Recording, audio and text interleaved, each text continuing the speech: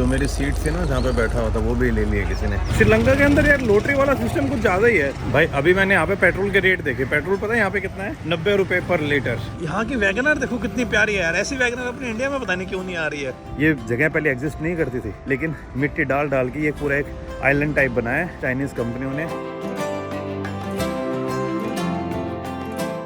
Good morning guys. कल रात को वहाँ से रेस्टोरेंट से बीच से आने के बाद सीधा सोए गया था। कल यार काफ़ी घूम लिया था मैं। और अब भाई सुबह के 6:30 बजे हुए और अभी मेरी ट्रेन है यहाँ से वेलिंगामा रेलवे स्टेशन से 6:30 बजे की, जो मुझे पहुँचाएगी कोलंबो 9:30 बजे। 3 घंटे की ट्रेन जर्नी है, 10 मिनट में ट्रेन आ जाएगी। थोड़ा लेट हो गया हूँ लेकिन कोई नहीं, इतना चलता है यार। आया तो था उस दिन मैं फर्स्ट क्लास के अंदर, लेकिन अब मुझे लगता नहीं है कि फर्स्ट क्लास में मुझे टिकट मिलेगी। तो जो भी मुझे टिकट मिल जाए रेलवे स्टेशन में पहुंच के देखता हूँ और उसके बाद भाई बैठ जाएंगे अपने ट्रेन में। ये वेलिगामा की मॉर्निंग है।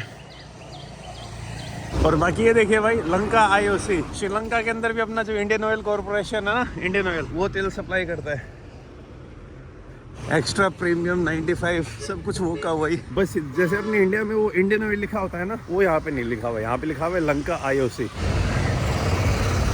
6:23 हो रखे हैं, पहुँच गए। ज़्यादा टाइम अब लेट नहीं होऊंगा मैं। पहुँच गया हूँ भाई रेलवे स्टेशन पे, जल्दी पहुँच गया। 5 मिनट है अभी भी ट्रेन आने में, तो तब तक सीट भी मिल जाएगी मुझे। यहाँ से फोर्ट के लिए मैं 3rd क्लास में जाता हूँ। चलो तो 280 रुपये लगेंगे 3rd क्लास में। आया था मैं फर्स्ट क्लास के अंदर और अब जाऊँगा 3rd क्लास के अंदर। Fort 3rd class.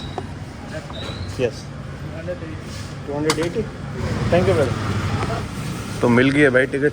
वैसे ये देखिए भैया, इस वाले सामने जो ट्रेन खड़ी है इसके अंदर माल गाड़ी भी है, पैसेंजर गाड़ी भी है और आगे वो डीजल और पेट्रोल भी चल रहा है। उसमें सारी चीज़ें एक साथ ही मिक्सअप हो रखी हैं। टिकट आएगा 280 रुपये की। 3 घंटे की ट्रेन चढ़ने के लिए 280 रुपये को आप कर लो डिवाइड 3/5 से और आपको INR में पता चल जाए।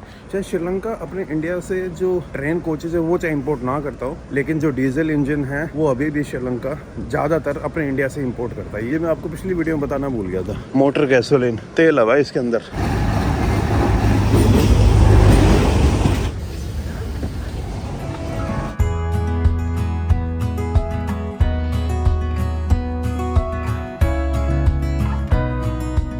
बैठ चुका हूँ ट्रेन के अंदर।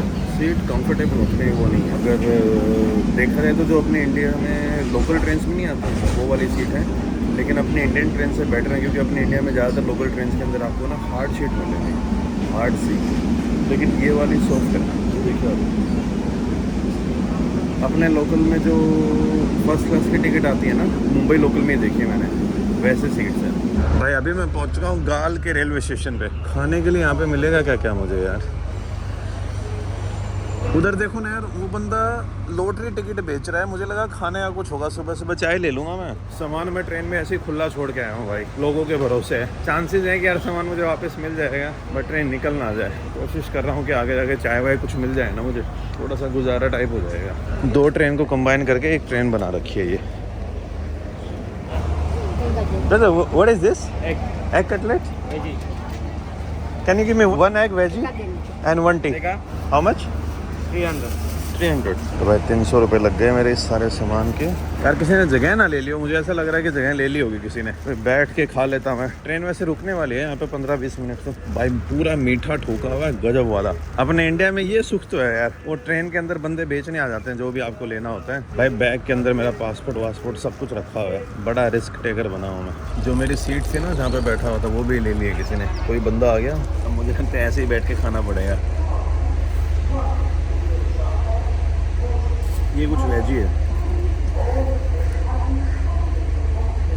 दबा के मैदा भरा पड़ा है। ट्रेन निकल पड़ी है भाई। सीट तो मेरी तो चली हुई है, किसी ने ले ली, कोई बैठ गया। अब क्या ही बोले यार। एक ही और ले रहा हूँ भाई। 2 1 थैंक यू।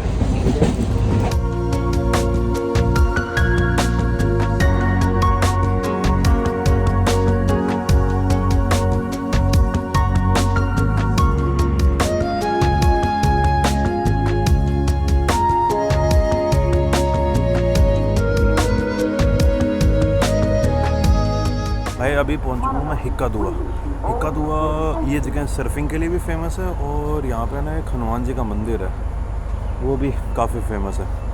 ऐसा माना जाता है कि जब हनुमान जी जो जड़ी बूटी वाला पहाड़ लेके जा रहे थे, तो उस एक पहाड़ का टुकड़ा यहाँ पे कदुआ में गिरा था। उसी के नाम पर एक छोटा सा आइलैंड है, या फिर एकदम समुद्र के पास एक बड़ा सा पत्थर है, और उधर एक हनुमान जी का मंदिर भी बना हुआ है। देखो, अगर आप श्रीलंका आते हो ना, तो श्रीलंका में अब रामायण से रिलेटेड भी बहुत सारी जगह हैं। एक पूरा सर्किट बन सकता है रामायण का, मतलब कि अगर आप श्रीलंका पे आते हो, सबसे ऊपर मन्नार हो गया जो अपने रामेश्वरम के साथ कनेक्टेड है, जहाँ पे राम सेतु बना था। उसके बाद जो मेरी श्रीलंका की पहली सीरीज़ थी, उसमें लगभग मैंने जो रामायण से रिलेटेड जगह थी वो दिखाई थी, और मेरी दूसरी सीरीज़ जो मैं 2022 में आया था, तभी मैंने बहुत सारी जगह दिखाई थी रामायण से रिलेटेड। लेकिन फिर भी अभी बहुत सारी ऐसी जगह हैं जो बची भी हुई हैं। और जब भी आप श्रीलंकन रेलवेज़ की वेबसाइट पर जाओगे ना, और ख़ास करके आप उसे इंडिया से खोलोगे, तो रामायण सर्किट पूरा आपको शो होता है।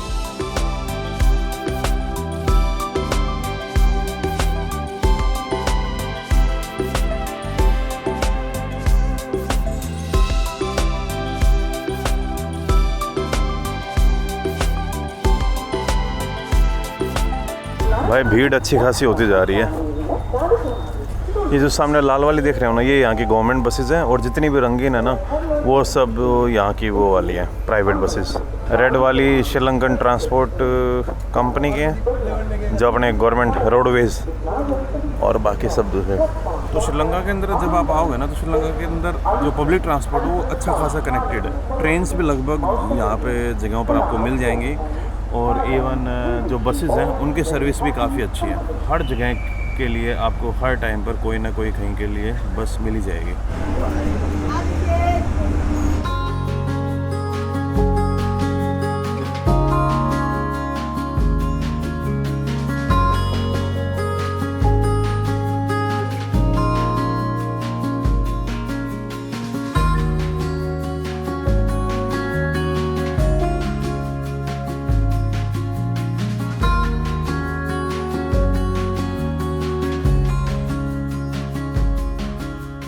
अरे एक भाई साहब मिले, उनको गुजराती भी आती थी और हिंदी भी आती थी, लेकिन थे वो तमिल। तो मैंने भी अपनी तमिल की एक दो बातें बोल के, वो बोलता आपको तमिल आती है? वहाँ आती है भाई थोड़ी बहुत। तो अभी भी जो जर्नी वो 1 घंटे की और बची हुई है, और अभी तो लाल सिग्नल हो रखा है, कोई गाड़ी वाड़ी आएगी लग रहा है। भाई लगभग आधे घंटे के अंदर मैं कोलंबो फोर्ट पहुँच जाऊँगा, और अभी ट्रेन के अंदर भीड़ भी ठीक ठाक हो गई है।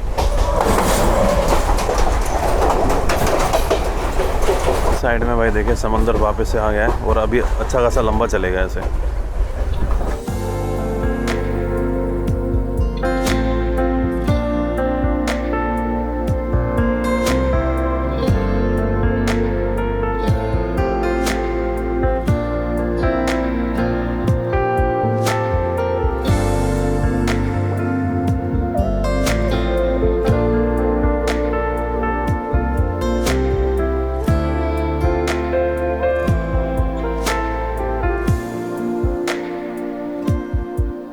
पहुंच गए भाई, वहाँ से बैग लेके आना पड़ेगा मुझे, बस उधर आगे रखा हुआ है थोड़ा। यह है फोर्ट रेलवे स्टेशन कोलंबो का, आप यूँ मान लीजिए सेंट्रल स्टेशन। ये ट्रेन वैसे यहाँ से आगे जा रही है, एक और स्टेशन है वहाँ तक, और ये ट्रेन आई थी मातारा से। लोग 10 से 15 मिनट लेट हुई ट्रेन, बाकी ज़्यादा लेट नहीं थी, तो सही टाइम पे पहुँचा दिया ट्रेन ने।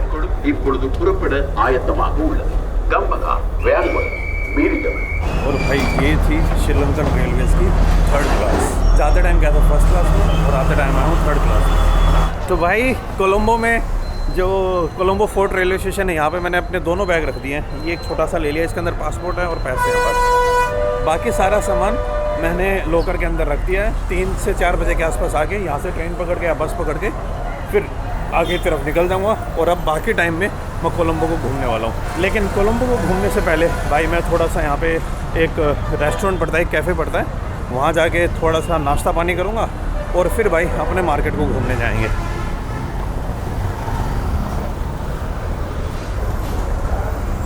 ये भाई अभी नारियल पी रहा हूँ मैं। ये वाला नारियल है 300 का, ये वाला है 250 का। दिस गुड और this good? This good more same. How you only drinking this cream? Coconut. Okay, how you say coconut in Sinhala? Pole. This name Kurumba. Kurumba. ये कुरुम्बा पी रहा हूँ भाई मैं।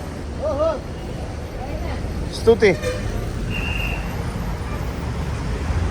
भाई वो कोकोनट अपने इंडिया से महंगा था और यहाँ पे अच्छी खासी कॉटन की प्रोडक्शन होती है, तो मेरे हिसाब से वो टूरिस्ट टैग लग जाता है 5-10 रुपये का हर जगह पर। अपने इंडिया में कोकोनट आप कहीं पे चले जाइए 50 से 60 रुपये के आसपास होता है, और ये जो कोकोनट था ये मुझे पड़ा था अराउंड 75 का। कोई महंगा नहीं है, लेकिन मैं एक प्राइस में डिफरेंस बता रहा हूँ अभी। 100 रुपये के 2 लाइटर। लोग भाई अभी दुकान ओपन ही कर रहे हैं धीरे धीरे करके। 300 रुपये के संतरे, 600 रुपये की डायरी, 1000 रुपये की पैंट। श्रीलंका के अंदर यार लॉटरी वाला सिस्टम कुछ ज़्यादा ही है। आज सुबह सुबह भी भाई बंदा खाने बेचने नहीं आ रहे थे, लेकिन लॉटरी बेचने हर कोई आ रहा था। ये देखिए नेशनल लॉटरीज बोर्ड, कोई गवर्नमेंट की बॉडी है जो इन लॉटरीज को रेगुलेट करती है। मौसम अच्छा है, आज गर्मी नहीं है, वरना यार इस टाइम पे धूप निकल के ना माथा ही खराब हो जाता है, घूमने का मन ही नहीं करता। एक नारियल और पी लेता हूँ, एक वहाँ पे पिया, फिर एक यहाँ पे पी लेता हूँ। ये देख लीजिए भाई, यहाँ पे सस्ता है कोकोनट, उधर थोड़ा महंगा पड़ गया मुझे। उधर वो भाई दे रहा था 250 का, ये भाई साहब दे रहे हैं 200 का। इनका कोकोनट थोड़ा खट्टा खट्टा लग रहा है, फर्मेंटेड तो नहीं है ये। कई लोग है ना कोकोनट को थोड़ा सा पुराना करके बेचते हैं, उसको थोड़ा सा वाइन टाइप बन जाती है वो कोकोनट की। अरे बाप रे भाई, पल्प तो मस्त निकला है ये।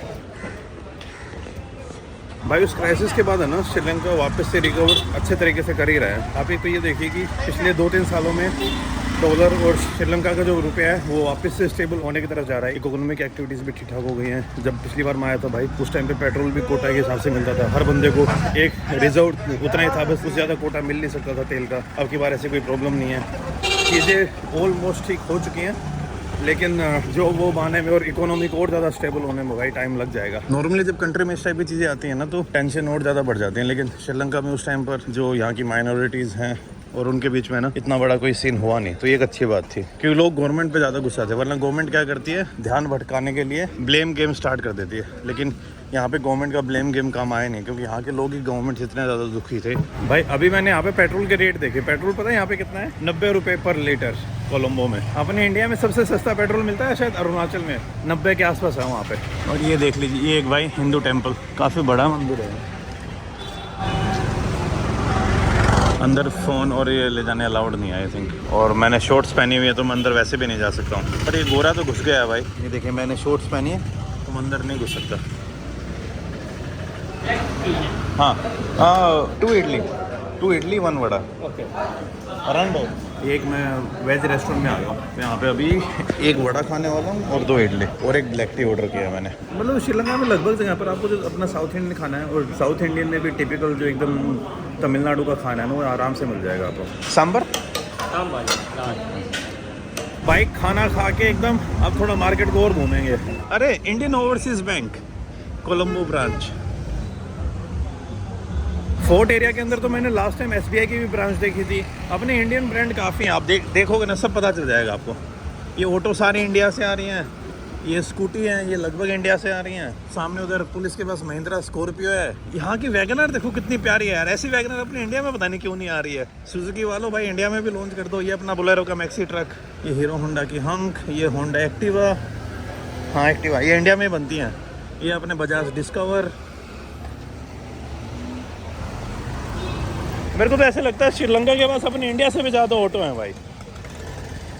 और जो मैं वो ऑटो रेंट करने की सोच रहा था, उसके लिए भाई एक तो क्रेडिट कार्ड मांग रहे हैं। मेरा जो क्रेडिट कार्ड था वो मैं आपकी बार घर पे भूल के आ गया। मैं ऑनलाइन पेमेंट तो कर सकता हूँ, लेकिन फिजिकल नहीं है। और दूसरा भाई मिनिमम 2 दिन से कम वो ऑटो दे नहीं रहे, तो यार मेरे लिए मुश्किल होगा मेरे लिए रेंट करना। वरना मेरा सच में मन था कि ऑटो रेंट करके 1-2 घंटे चलाऊंगा और फिर वापस कर दूंगा मैं इधर। भाई धूप भी नहीं है तब भी इतनी ज़्यादा गर्मी लग रही है। धूप आने के बाद तो हालत और ही ज़्यादा ख़राब हो जाएगी यहाँ पे। ये भाई जैस्मिन के फूल, अंकल जी शायद एक वो क्या होते हैं यार सर में क्या लगाते हैं अपने, गजरा या कजरा, तो ये गजरा कजरा जो भी वो बेच रहे हैं। ये भाई नींबू और मिर्ची जो नज़र ना लगे उसके लिए। ये श्रीलंका के अलग अलग टाइप के मसाले, आई थिंक ये ड्राई नींबू है, ये पता नहीं क्या है। पुराने टाइम में श्रीलंका के पास भी अच्छे खासे मसाले होते थे, और श्रीलंका भी अपने जो मसाले के व्यापार हैं उसके लिए काफ़ी फेमस था, खास करके सिनेमन के लिए। जो दालचीनी है वो श्रीलंका की काफ़ी फेमस है। ऐसा माना जाता है कि अपने इंडिया से भी बेटर है। बाकी मसालों में अपना इंडिया जीत जाता है, लेकिन सिनेमन के मामले में आई थिंक जैसा मैंने अभी तक सुना है उसमें जो श्रीलंका की क्वालिटी है वो ज़्यादा सुपीरियर है। श्रीलंका को अपने साउथ इंडिया के साथ कंपेयर करोगे ना जियोग्राफिकल लोकेशन और उसमें, तो ऑलमोस्ट सिमिलैरिटी ही है।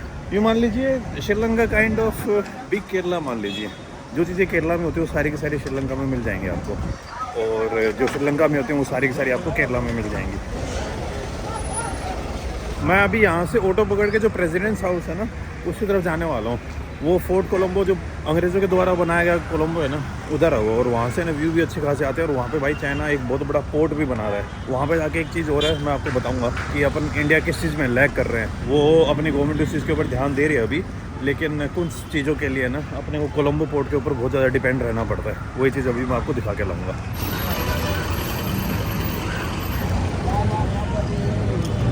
Hello brother, how are you? Yeah, amazing. Yeah. उनके पेरेंट्स ना? Chandran. Dipanshu. Yes. You from Jaffna or Colombo? I'm Colombo. Colombo. Okay.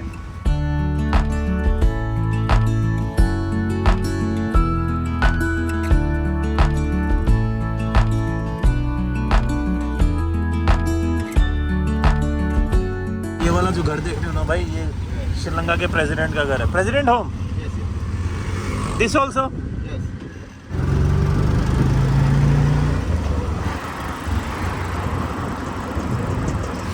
ये सामने वाला है भाई यहाँ का प्रेसिडेंट ऑफिस। जैसे अपने इंडिया में पीएमओ है ना, जहाँ पे अपने मोदी जी बैठते हैं, या फिर अपने देश के जितने भी प्राइम मिनिस्टर थे, 7 RCR, 7 रेस कोर्स, या फिर 7 जन कल्याण मार्ग।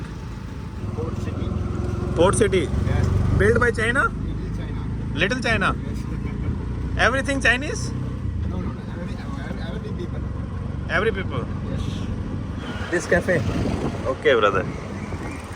ये भाई मैं पहुंच गया हूँ यहाँ के 100 साल पुराने लाइट हाउस के ऊपर। ये भी जिस हिसाब से मुझे लग रहा है अंग्रेज़ों का ही बनाया हुआ है।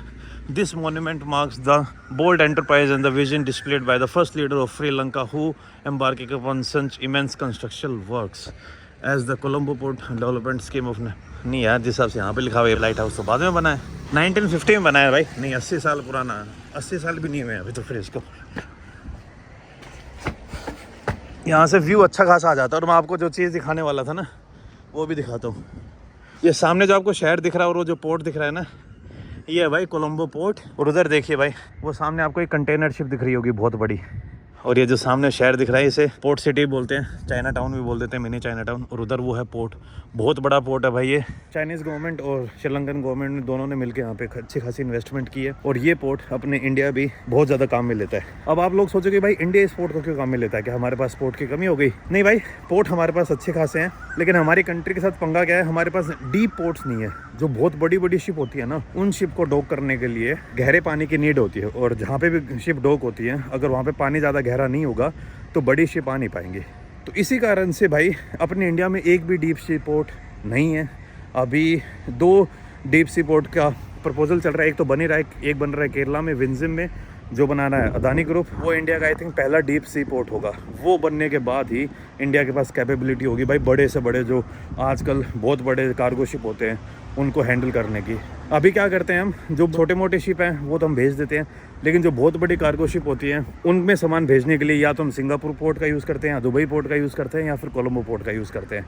हम इंडिया से वो सामान पहले यहाँ पे भेजते हैं और यहाँ से फिर वो बाकी दुनिया में जाता है। तो इस कारण से हमारे एक्सपोर्ट के ऊपर भी फ़र्क पड़ता है, क्योंकि हम ढंग से भाई हमारे पास बड़ी शिप पार करने की जगह है नहीं, डॉक करने की जगह है नहीं। तो इस कारण से हमारी लॉजिस्टिक्स भी हमारे लिए बहुत एक्सपेंसिव पड़ जाती है। लेकिन गवर्नमेंट इस बात पे ध्यान दे रही है। ठीक है यार, अब पुरानी गवर्नमेंट को ब्लेम नहीं कर सकते, ठीक है जो भी हुआ, लेकिन एटलीस्ट अभी हमारी वाली गवर्नमेंट इसके ऊपर काम कर रही है विंजिम में।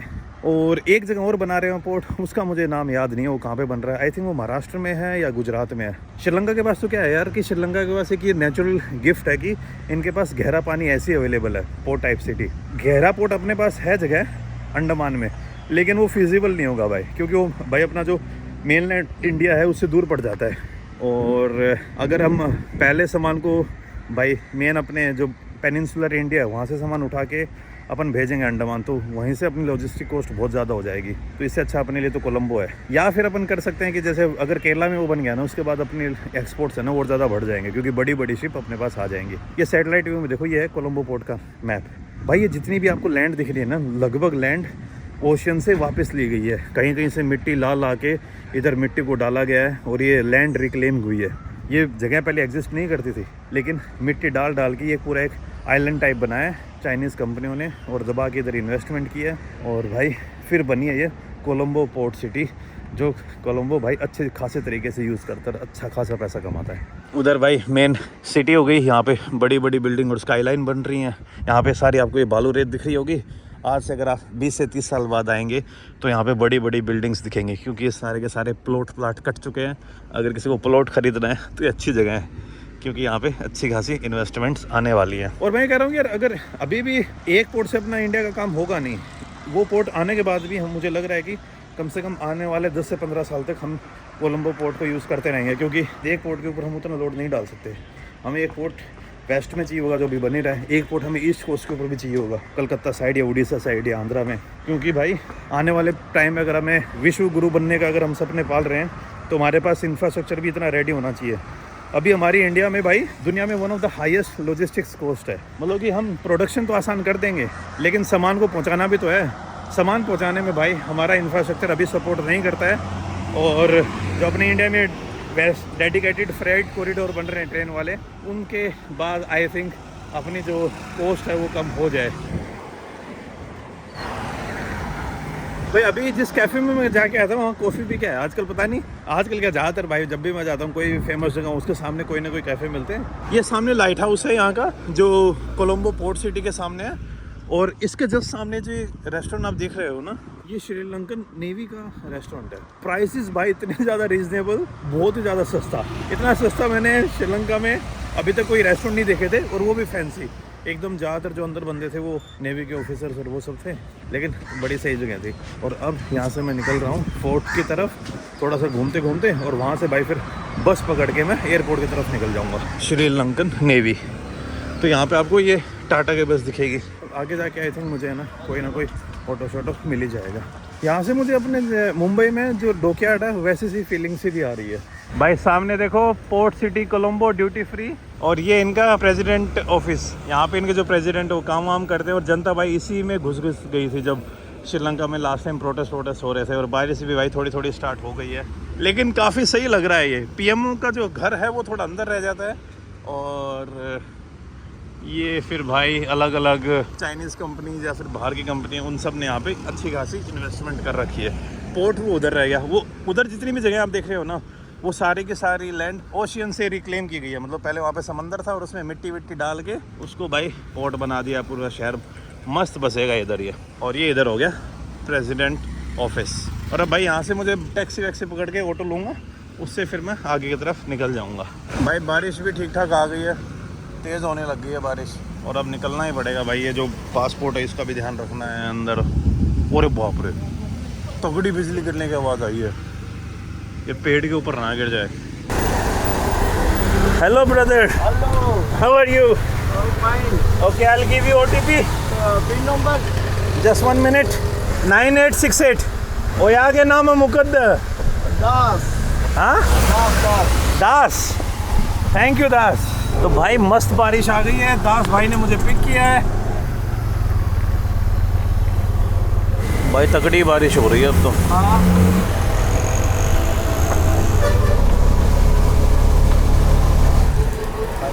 भाई जनता अच्छी खासी खड़ी है यहाँ पे। तो भाई जो क्राइसिस वाला इफेक्ट था ना वो श्रीलंका के ऊपर पूरा ख़त्म हो चुका है। धीरे धीरे इनकी इकोनॉमी भी लगभग स्टेबल सी हो गई है, टूरिस्ट का फ्लो अच्छा खासा हो गया। जब मैं पिछली बार आया था तब भाई चीज़ें और ज़्यादा सस्ती थी, क्योंकि एक तो अपना जो इंडियन रुपये था उस टाइम और ज़्यादा स्ट्रॉन्ग हो गया था in comparison to Sri Lankan money, और तो उस कारण से टूरिस्ट भी कम आ रहे थे। तो एक ये रीज़न था कि उस टाइम ज़्यादा सस्ता हो गया था। लेकिन श्रीलंका अगर आज से 2 साल पहले कंपेयर करोगे ना तो वापस से महंगा हो गया है, जो उसके पुराने रेट से वहीं पे आ गए हैं। कुल मिला के बड़ी सस्ती कंट्री है, बहुत प्यारी कंट्री। मैं तो आप लोगों को रिकमेंड करूँगा कि यार अगर आप लोगों को बीच और अच्छे देखने हैं तो श्रीलंका आप लोगों के लिए अच्छी ऑप्शन हो सकती है। फ़्लाइट भी ज़्यादा महंगी नहीं है, सस्ते में आ जाओगे। जो पब्लिक ट्रांसपोर्ट है वो बड़ा मुझे खुश करता है श्रीलंका का। ट्रेन उतनी अच्छी नहीं है, लेकिन यहाँ की ट्रेन से जो लोकेशन है ना जहाँ से ट्रेन गुजरती है वो बड़ी अच्छी है यार। पहाड़ों की ट्रेन अगर आप देखनी हो तो ये वाली वीडियो जब मैं पहली बार आया था तब मैं एकदम जो टी गार्डन्स है उनके बीचों बीच से ट्रेन गुजर रही थी, और अब की बार भी आया तो अब की बार मेरा थोड़ा अलग टाइप का एक्सपीरियंस हो गया। मतलब यार समंदर किनारे चलते हुए ट्रेन बहुत कम जगहों पर मिलेगी, जो आज आपने मॉर्निंग में देखा ही होगा। एक चाय पी के फिर निकलूँगा भाई एयरपोर्ट की तरफ। 1 T? Yes. One black T, चाय पी के फिर निकलेंगे। कोलंबो में यार तमिल स्पीकर मेरे को ज़्यादा लग रहा है। अगर आप बाकी श्रीलंका से वो करोगे ना, जो अपनी तमिल कम्युनिटीज़ हैं भाई, वो बिजनेस में अच्छी खासी इन्वॉल्व है। फिर चाहे आप इंडिया में ले लो और यहाँ पे भी। यहाँ पे तो मेरे को कंसंट्रेशन और ज़्यादा लग रहा है अपने इंडिया के कंपैरिजन में। ज़्यादातर जो बिजनेस है यहाँ पे बड़े बड़े, वो यहाँ पे तमिल लोग ओन करते हैं या फिर उनका हाई इन्फ्लुएंस है, और वो इन्फ्लुएंस आपको फिर लैंग्वेज में भी मिलता होगा। तमिल पॉपुलेशन आई थिंक यहाँ पे होगी 10% के आसपास। श्रीलंका की 3 ऑफिशियल लैंग्वेज है, जैसे कि मैंने आपको पहले बताया था, अंग्रेज़ी, सिंगला और तमिल। तो इस टाइप का इन्फ्लुएंस है यहाँ पर अपने तमिल कम्युनिटी का। वैसे अभी मेरे पास यहाँ से ऑप्शन है ट्रेन के अंदर जाने का भी एयरपोर्ट, लेकिन मैं ट्रेन से नहीं जाऊँगा। ट्रेन टाइम लगाएगी यार, और घूमते फिरते जाएगी, और बहुत घूम लिया हूँ मैं ट्रेन में। ये भाई रेलवे स्टेशन पे भूंगड़े वूंगड़े मिल रहे हैं 1500 रुपये किलो, और अलग टाइप के स्नैक्स। तो यही है भाई, this is how Sri Lanka changed after crisis. अभी सिचुएशन एकदम नॉर्मल हो चुकी है। एंड इवन जो अपने एक्सटर्नल अफेयर्स मिनिस्टर हैं डॉक्टर जयशंकर, उन्होंने भी श्रीलंका को लेके एक बात बोली थी कि यार अगर आपको घूमना है ना तो श्रीलंका जाके आओ। सच में भाई बड़ा प्यार मिलेगा आप लोग, और लोग बड़े अच्छे हैं। इतना टूरिज्म होने के बावजूद लोग आपसे ढंग से बात करते हैं, आपको अच्छी तरीके से रिस्पेक्ट देते हैं, और ना ज़्यादा महंगी है। अलग अलग चीज़ें यहाँ पर करने के लिए हैं, और दुनिया भर से यहाँ पे बैकपैकर आते हैं, तो उनके साथ भी आपका अच्छा खासा टाइम हो जाएगा। तो I will definitely recommend you Sri Lanka. अपने 2-3 पड़ोसी हैं जिनके साथ अपने बहुत ज़्यादा अच्छे रिलेशन है। पॉलिटिक्स ऊपर नीचे होती रहती है, श्रीलंका उनमें से एक है, फिर नेपाल है, भूटान है। बांग्लादेश के साथ भी ठीक ठाक है, अगर पॉलिटिक्स वाले थोड़ा कम वो करें तो बांग्लादेश में भी जब आप जाओगे ना तो आपको प्यार ठीक ठाक मिलेगा। ऊपर नीचे थोड़े बहुत एक्सपीरियंस हो सकते हैं, लेकिन यार उन एक्सपीरियंस के बेसिस पे आपको पूरी कंट्री को जज नहीं करना चाहिए।